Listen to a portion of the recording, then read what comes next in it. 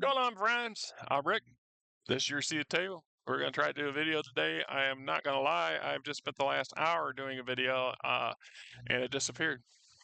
I'm trying to move it from the software to a storage medium so I can put it on my other laptop to upload it to damn YouTube, and I don't even know where to try to find it. All it wants to do is try to the link I have just wants to reopen the damn program, and it said free program, but now it wants me to log in and do this and do that. Not happening. Right? Not happening. So I'm using this as a Windows movie maker or something. It's a little different. I've made a couple videos using it before. It has its issues too, and none of these programs so far even come close to the ease that XSplit has been for years, and it's just frustrating me to no end. Anyhow, are there bad GMs, or are bad GMs truly bad? Now, this was brought up in another YouTuber's channel a couple days ago, and I made a couple comments on it. And then it was Thursday evening. He did a live video, and with some really good topics. I will do my level best to remember to put a link to his channel. And I made a couple comments. One of them was, first off, I've been a GM for 50 years. Now, I can say that I've been role playing for 50 years, right? This brings me up to two things right off the bat. I got to do a caveat here. A YouTuber by the name of Shoner recently passed away. And it was, by the sounds of it, kind of came a bit suddenly over the last month or so. I don't know the details, and my heart goes out to those who were friends with him and associates of him. And I know a number of people were mentors because Shoner was a very big advocate of the fourth dimension of role play, i.e., to play, simply role play, and do as little. To use as little of the mechanics. You want as little disruption in your role play as possible. It should just flow naturally. And I had a couple minor conversations with him, and I never had any beef with him. I did take umbrage with his attitude because Miss Shoner's attitude was quite elitist. And of course, well, if you get to know him, well, you know what? I'm an asshole too until you get to know me.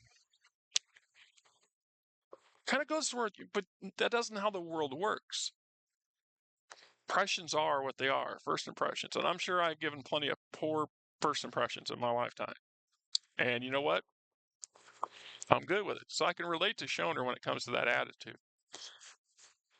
And I'm not going to go into a diatribe on my reasons why that would be a different video. And I'm not trying to hurt anybody's today's feelings when it comes to any of this. But no buts at all. But that's in the honest truth. So my heart goes out to those people and Shoner's family, of course. I will put a link to Shoner's channel. He was on for 14 years. It's lots of stuff, and a lot of it's good stuff. A lot of it's controversial stuff too, depending on how you role play. By his argument, at the end of the day, in my opinion, this is how I took it. And I never had an opportunity to actually have a straight discussion with him about that.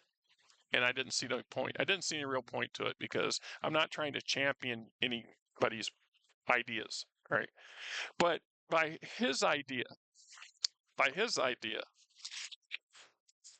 even rules like material like this, you might as well just throw it up and throw it away. It's not necessary. Dice bag, right? Not necessary. At the end of the day, the true hardcore, the people who wish to have that level of role play don't see the need or value for the mechanics. There's no point in them. And of course, the argument is you can have, I get a brand new player who's never played before. I can teach them to play this way. Sure, you can. but are you teaching them the right thing? Are you giving them the tools they need to play? It's much easier for people who are extremely experienced to play full dimension role play, where you put the blinders on and disregard all mechanic. We're not going to throw dice. We're not going to act for clarification. We're going to stay in character the entire time we're performing or we're entertaining ourselves and our friends. I've never been at a table in 50 years, 5 decades, that mechanic conversations don't come up at some point. If anything, I've always been a believer that that's part of the hobby. It's the same reason we paint miniatures. It's the same reason people collect miniatures. You don't need miniatures. You don't need maps. You don't need any of that stuff. And that's true. That's 100% true. So, are bad GMs really bad? Now, this is a different take on his comment, and it probably won't be the title because I also had a couple other ones that I had ideas for too. Because it's just a the gaming gang. It was the gaming gang. I got it written down here. The gaming gang. So, and I'm sorry I didn't think the right. I believe it's Jeff. I believe Jeff of the gaming gang. My memory's not that damn great, and I didn't write Jeff down, but I'm thinking it's Jeff. I like Jeff. I like a lot of his, most of everything he said. I'm spot on with it, 100%.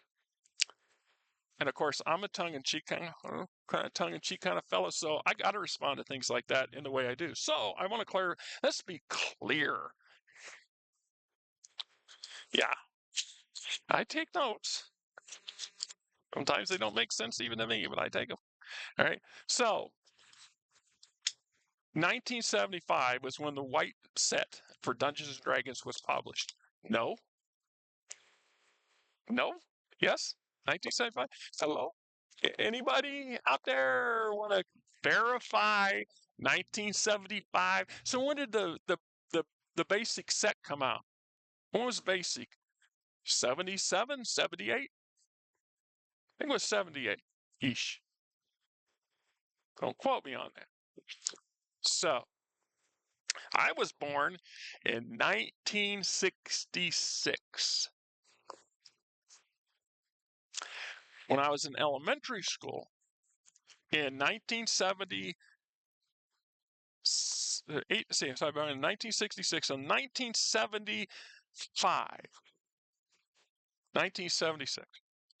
my friend Richie and I, every Wednesday, would get out of the elementary school, which was 5 blocks away from Richie's house, and he was 2 blocks away from my house. So I walked to school and stopped at his house, and then him and I would walk the rest of the way to school together.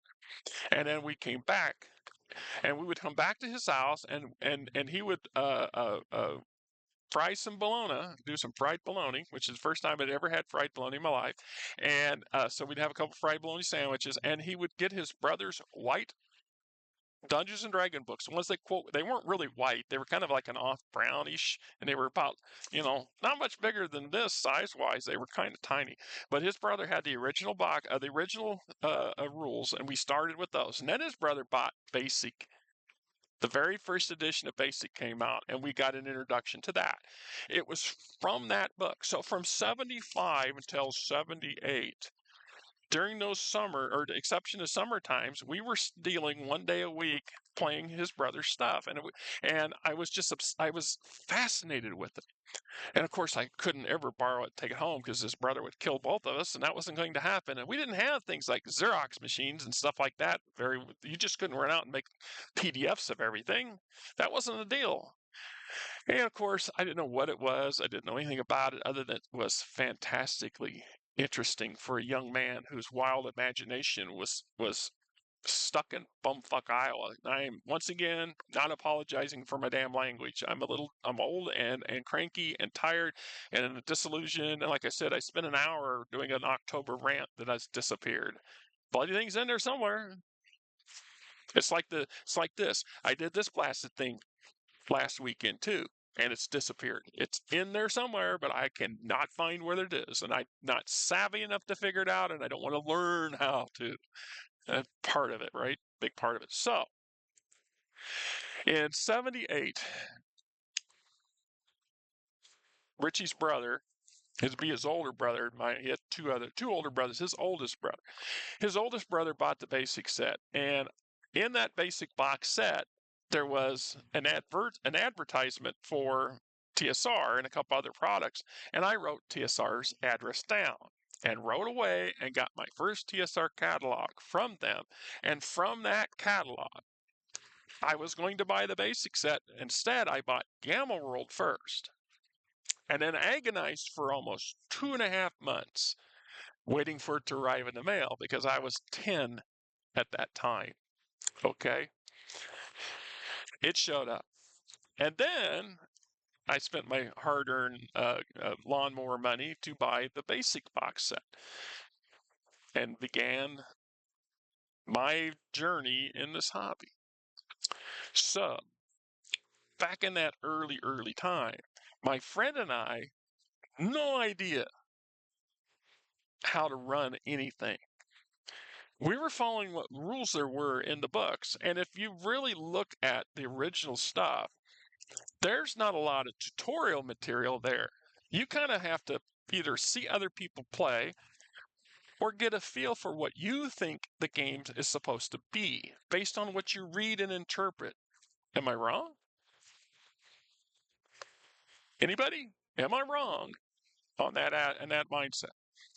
So, by all definition, Jeff, my friend and I were horrific dungeon masters. Very bad. Very bad. We were 10, and it was actually 8 and 9 years old when we were using his brother's stuff, but we were very young and had no idea what was right or wrong when it come to what's good and what isn't.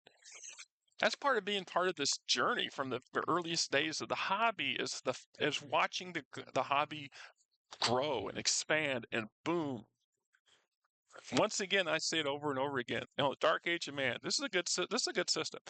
Very light on the rules, and they're not necessary. In part because of everything else that's been done before, and even the authors of the game acknowledge their extensive understanding of how games work or how they want them to work and how they experience and enjoy them is what allowed them to do this work in the first place. But it also makes it easier for people who are not, inclined to do all the extra baggage that some of us love. In order to be a GM, what makes a good and a bad GM? Well, the litany is a mile long. No offense, Jet, but you had a lot of great topics, but you didn't even touch on half of it. And and I know that is a very deep subject with many different elements to it, many layers to it. So, like I said, just backing up my claim of having played and be a game master for 50 effing years, right? So I was 9, according to my figure, 9 when I bought that game in '78, the Gamma World. So did I play every day? Was that a career? No. I have played as many as I could, and back when I was younger, we damn well tried to play every freaking day. But between school and jobs, it wasn't always necessary or always possible.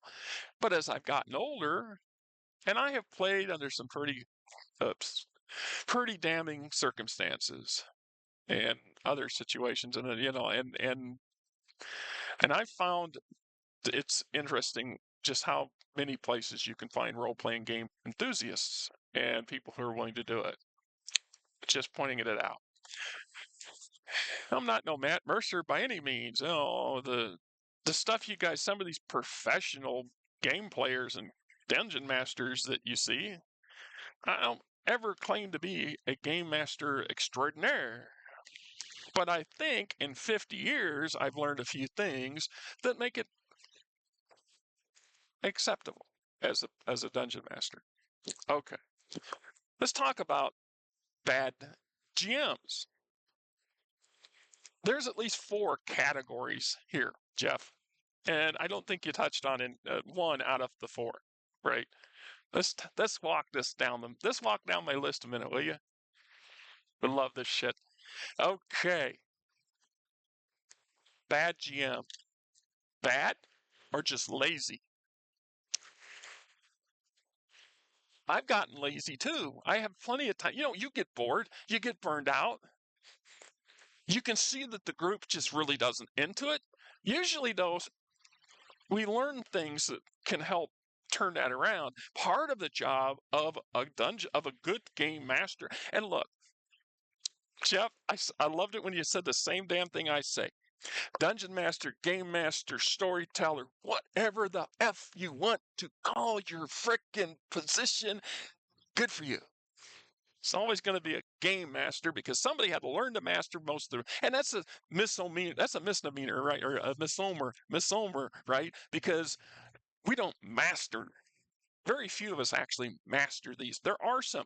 Oh boy, there are plenty of YouTube channels out there. That's why I said there's reasons why they got 20,000, 100,000 frickin' subscribers, because those people are frickin' literal professors, or teachers, people who absorb this stuff on a level that I would love to do and retain it. No offense there, Dungeon DM and Seth Sporosky and a bunch of others. You guys are great dudes. I would love to sit at one of your tables. Just one session would be the bomb. Anyhow, just because you guys are smoother and quicker and savvier on the screen doesn't mean you're all that in a bag of chips compared to everybody else. And I don't mean that in a derogatory means. I'm just saying is that we all come and go in various levels. Keep in mind, we're talking about our bad GMs really bad. Because that was the comment when he made his opening thing for his lead up to the session for his channel for the gaming gang, and I was probably the only idiot that put a comment on his thing, and I said, no, I'll be that guy. No, I'm sorry. And of course he called me out. He didn't call me out verbatim, but I was on the chat. And unfortunately, Jeff, and I tried to say this in the chat, and it didn't do well. Thursday night was a very poor night for me. I was at work, which I often am when I'm listening, especially at night. In the evenings, more often than not, I'm likely to be at work, especially if it's late. If it's after 8 or 9 o'clock, I'm definitely, after 10, I'm on. It's very rare for me to be at home doing that. I will be at work doing this. Talking other people's channels and stuff. So the truck started having an issue. This is part of that hour-long rant, and I don't want to get off into an hour-long rant, but let's just say that there's a little, the serpentine belt that runs everything. There's a couple little pulleys in with all the other pulleys, and one of them is just a guide pulley. The other one's a tensioner. It's got a spring thing on it, right? So this thing, I started I ran all day. Early in the day, not a problem. So I started back up at 7 to go out because I did a split shift Thursday. So I went out and I heard something different in the motor and I couldn't pin it down. And when I get down to the first place, this is the same place I was telling people back in the spring the lady came out and threatened to shoot me at. Now I've been trying to go a little earlier, which is risking cheesing off the management that owns the noodling company, because this 5,000 gallons of stinky stuff 6 feet, 7 feet outside of their front damn door. So when I pop that manhole open and I start sucking and stuff out, the truck's pulling that stuff up, it's starting to agitate and stink up the neighborhood. So every time the restaurant front door opens, this has got to be wafting in there. So what am I going to? I'm going to have the people that own the restaurant mad and upset and telling us we can't start this early, or I get crazy people living in the apartments on the other side of the parking lot threatening me. Anyhow, I heard that tone, and then when I'm in the middle of doing that first load, I heard it even more, and it was like a pulse. It was very weird, and I thought, Jesus, that sounds like a bearing going out. Once again, I'm 59 years old and I'm poor, and I grew up in a kind of a lower end middle class family, so I'm quite familiar with things like bearings going on your vehicle. So they make certain tones and vibrations that are kind of, it took me a minute because it wasn't very faint at the beginning, and I didn't know, I wasn't sure if I was hearing something or not. But by the time we was damn done with that first load, I was positive. I popped that lid and I could see that little pulley. It's just twitching. It's kind of banking in just a hair. It's just moving just a slight. It should never move sideways like this. It's supposed to spin, not go in, not pulsate in and out. And I thought the damn bearing's going out for sure. And I took the truck to the sewer plant, which is actually fairly close to where this place is, which is kind of rare for me. I get down there and I get on the platform where we unload the truck. And I go turn my paperwork, my sample bottle, take it in, turn it in with the tear trip ticket paperwork so they'll produce the receipt that I need to take with me after dumping because they charge us $100. It's $98 every time I drop 2,500 gallons off that truck into the sewer plant as part of the expense that we have to pass on to our customers. So I coming back and I hear an alarm going off on the dash. So I hurry up. I don't run, but I did hoof it a little faster. And I get up and the buzzer's going off and my temperature gauge is spiked to 230. I shut the truck off. And I popped that head, and sure enough, the belt shredded itself, and that little pulley's cockeyed. So we had to have a tow truck, haul the truck. So anyhow, but all dealing with all this stuff while trying to be participating in Jeff's the gaming gang session was a beautiful session, and I missed so much of it. And my comments were hit and miss, and sometimes it comes off kind of poorly, and I'm sorry about that. So Jeff, let's continue on with our rant, or I'm sure this is going to turn into a freaking hour long with video too. So we have the lazy GM. And I'm lazy on many occasions. And part of that's got to do with the group. If you get a group of players that just don't engage well, it's hard for you to be enthusiastic yourself. It's hard to be enthusiastic all the time. And I am not that sort of person to start with. That can be a problem. And the other side of it is a lot of inexperienced GMs are bad because they don't know better and they're lazy. And a lot of arguments would be just like this book here. This is not actually an actual module. The Fire Giants module from the early days of Dungeons and Dragons. This is a supplement module in my eyes. I think it's more of a game supplement. And the reason I say that is because this goes into a lot of detail into Cormyr, a specific kingdom, and the workings and the settlements and all the stuff you would need to operate a campaign in and around the setting. And it still has a couple short, you know, short encounter or short sessions you could run in the back, but it's not a module. Pure modules. I learned this early on as being part of that 50 years. Probably by the time I got into my late teens, I discovered that it was funner and better for me to create my own encounters, my own stuff. So I stopped buying the pure modules. The only reason I have a bunch of modules for some of these is because I was either buying them in that period and I stopped after that, or like this because they served a broader role, a broader purpose. Or like in Middle Earth, I wanted them all because they're literally little pieces of a much grander puzzle of the world itself. So there's reasons for having it. So that makes me lazy. Right. Then we start with the obvious one that I actually initially brought up beginning. The inexperienced game master. Great for you. If you can pick up somebody who's never played before and teach them in a few sessions how to role play without ever using a dice or looking up a stat or worrying about how your character's is tricked out. Good. But that's not how most of us work. And that's not how most of us learn how to do this stuff either.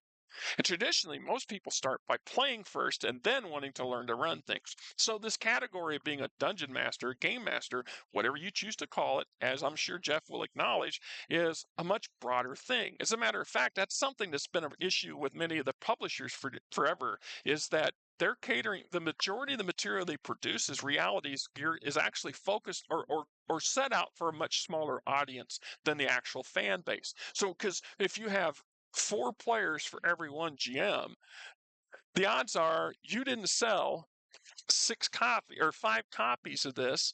You sold 1, maybe 2. You see the difference? So there's a reason why some people become GMs on a regular basis, in part because they're willing to buy the extra material and absorb it to incorporate it or not. Right? And that's part of the hobby too. There's many people in the hobby who just love the stuff for the material. They don't play much at all, but they love the material. Right? They love the material. So inexperienced makes them very poor. Like I said, going back to my early beginning of this video when I talked about being 9 years old and 8 years old in the 70s.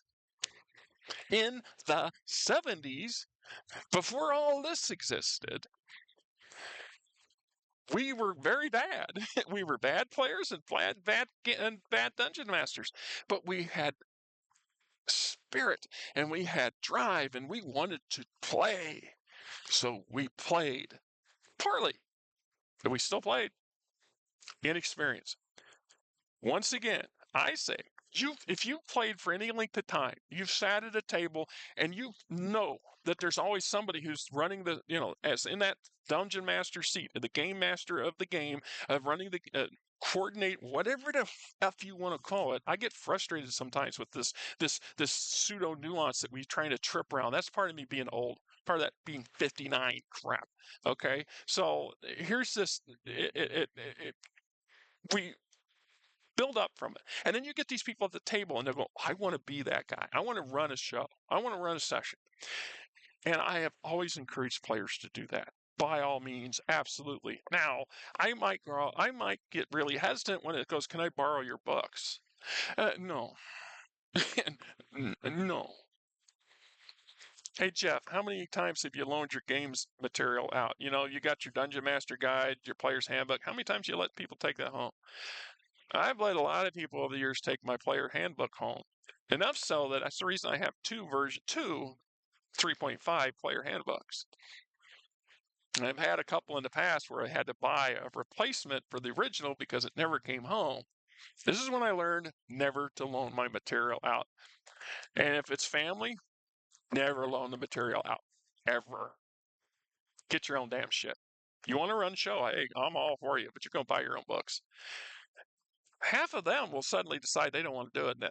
They don't want to put out the money for the expensive material that it takes to actually be in the chair. Okay, fine. If you can get free PDFs or make copies off of somebody else's stuff, I was even leery of doing that. After a while, I started realizing constantly making copies is just breaking the bindings down and ruining the book. So, no. We might, nowadays that's moot because everything comes with PDFs or mostly it comes with PDFs. This is one of the reasons you can't get much of the really, really old material, right? Yeah. If you can find a PDF of this particular installment, the odds are really, really good that PDF is because somebody took this book and scanned it. Now, a really good PDF scan would involve taking the book literally page by page and dismantling it, tearing it apart so you can perfectly scan them. And then at that point, the book is no longer a valid book. It's a collection of pages resembling a book. Put it in a binder, that kind of stuff. All right, so inexperience makes for a bad GM. Laziness makes for a bad GM. Let's get to point number 3. The unimaginative. The unimaginative person. We all know them, right? God bless my friend Kenny. I haven't talked to him in a while. He used to work briefly for my boss for a couple months, and he decided he wanted to go do something else, and he hangs out with some people, and he used to come around a little bit, but no, friends. I just don't know how to keep them anymore. I don't know, right? Anyhow, never mind. Being unimaginative. Kenny's not very imaginative. He doesn't read. His comprehension. He could never sit at Shoner's table. It was because of Kenny that I had my doubts about Shoner's particular view on total role play for the fourth dimension of play. And I still believe, and there's some people that sit there, well, you're against it. No, I'm not. I am absolutely 100% backing you. By all means, if you can play to that level, go for it, man. It's worth doing. It is an experience. If you can tile it in and keep doing it, most players do this stuff.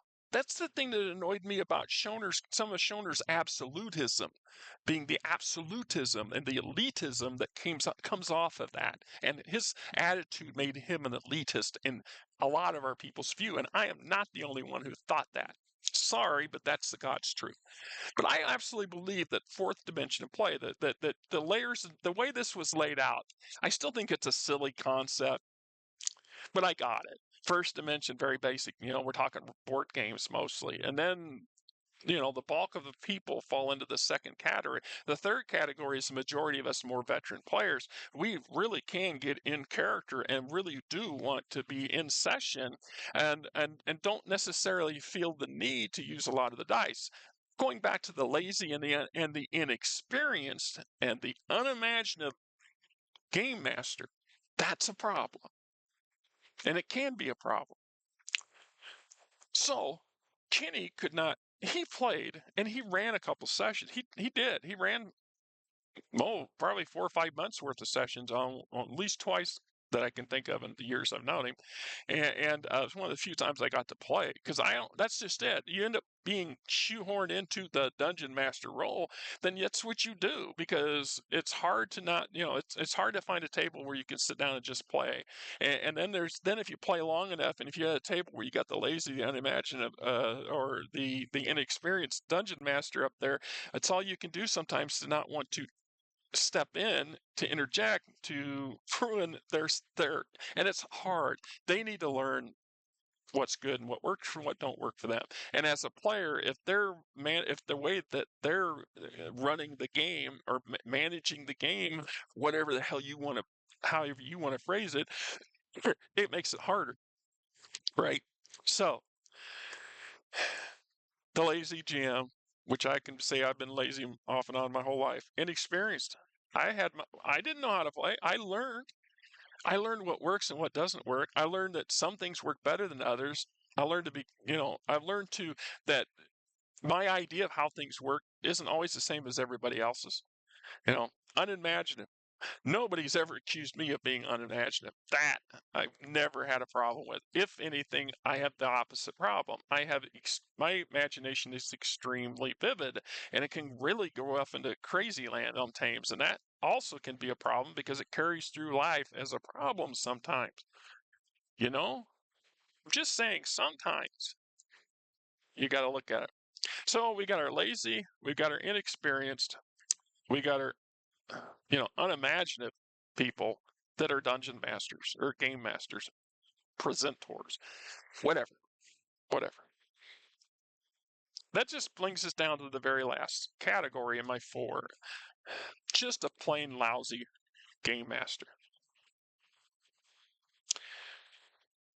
Best analogy I have for that, and maybe it's not a good one, because in fairness, the character had a lot of traits that were counterintuitive for what he was trying to do.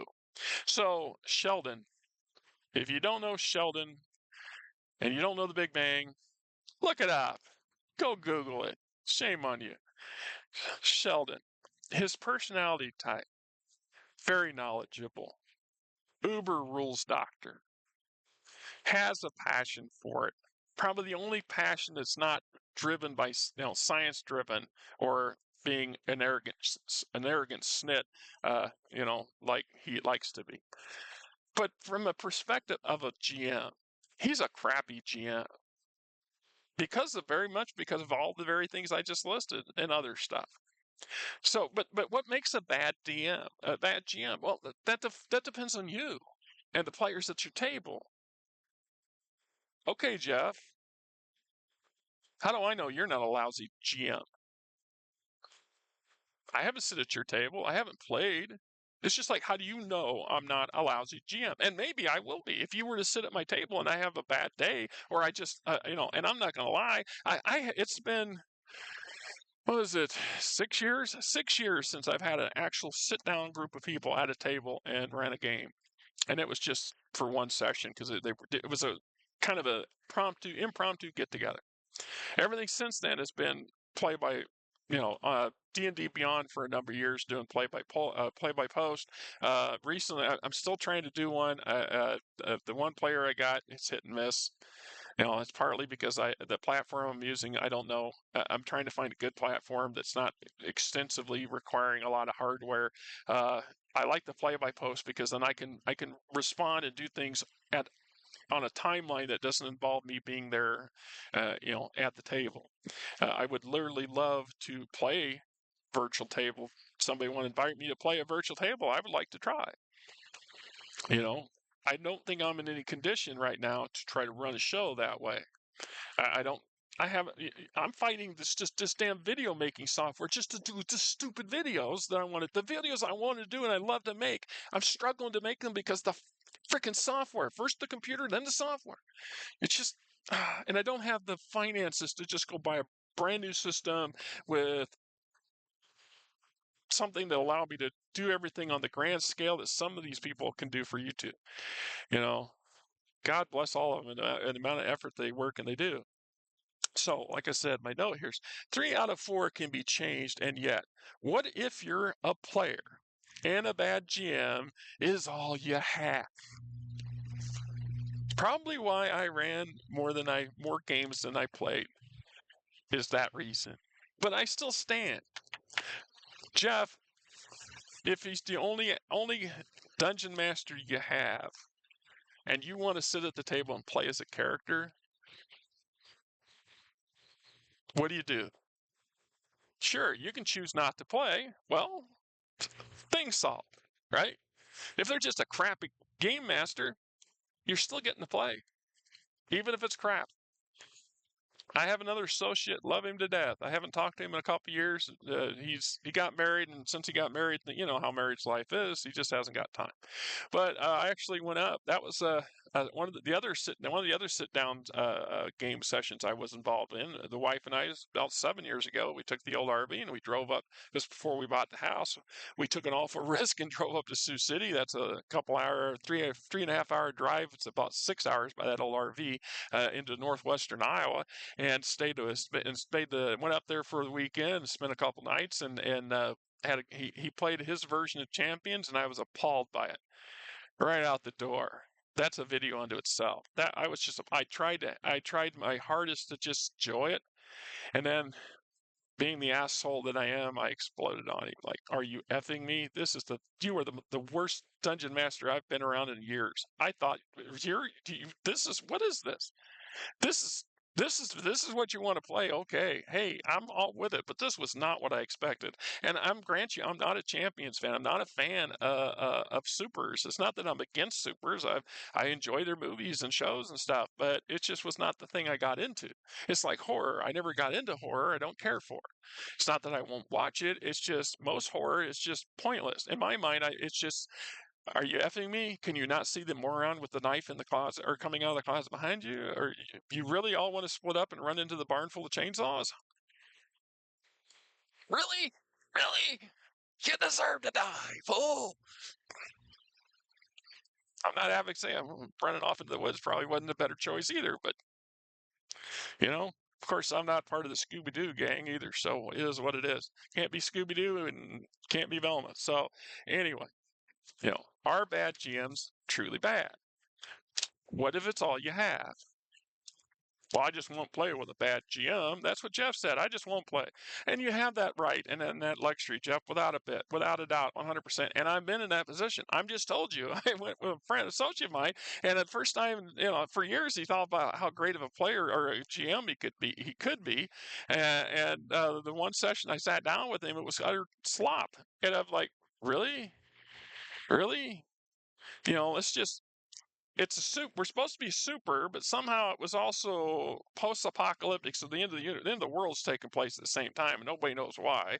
And our mitigating, the GM decides he's also going to be a character in the play at the table too, and he's going to represent a computer-controlled something that somebody else is carrying around. Sure, okay, great. And then player number one immediately goes off and starts ransacking everybody's houses in the neighborhood. Goes to the first house he sees, breaks the door down, and just goes on a rampaging tear. What's up? Oh, okay. Tell him I'll be out in a minute. One of the only friends I have is kind of a coworker is Kevin. Unfortunately, he doesn't play any of this stuff. He ain't interested in sharing. So they just showed up. So I think we're going to call this one closed anyway, and going on 40 minutes anyhow. So anyway, at the end of the day, yeah, there are bad game masters without a doubt. There are people who are just bad at it. But are they because they're inexperienced or they're lazy or they're just unimaginative? How about that, Jeff? Those can be fixed. Those GMs can be assisted and taught. They can be assisted and taught and shown by example how to get better. It's that last category where they absolutely do not want to, do not care, or they're absolutely convinced that they're correct in how they do things, and they're just bad for me specifically, or bad for Jeff specifically, or bad for Gray Mama up here specifically. That doesn't mean they're bad for everybody. And if that's all you had, I'll go back to the 70s, back to 1970, 1977 and 1976, when I was 8 and 9 and 10 years old, and I was playing and running Dungeons Dragons and Gamma World and Space Opera and Traveler, Rollmaster. I was terrible at it. I was terrible at it because I was learning and getting better and learning what's better and what's not. And I got a whole litany of things that I could say, that makes a difference on how. For example, I learned I don't have to depend on all the mechanic rolls. I don't. I'm familiar enough to know that if this is a challenge that the character is going to achieve, I can look at their stats and go, they have a 95% chance of succeeding. Don't bother with the dice roll. Wait for the dialogue to show something. Oh, they do something crazy in dialogue. You can run off of that, but you don't have to bog it down with dice rolls.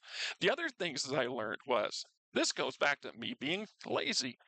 There was a time where I spent elaborate amount of time and effort to create deep as deep as possible a sandbox for these players to play in. And then, of course, I would go, it's just like I put all this work in, and then you go off on this tangent. After a while, you learn to stop putting all the work. You just do framework and concept, but you listen to the players and the characters they run. Because the characters they run will give you so much material to work from. You can twist and spin most things quite easily, and you don't have to be very good at it. You don't have to be very experienced at it. You don't really have to all that imagination, although that imagination really, really does help, right? So you can get better. But if Richie and I had decided we were both so bad at running the show, we weren't going to play.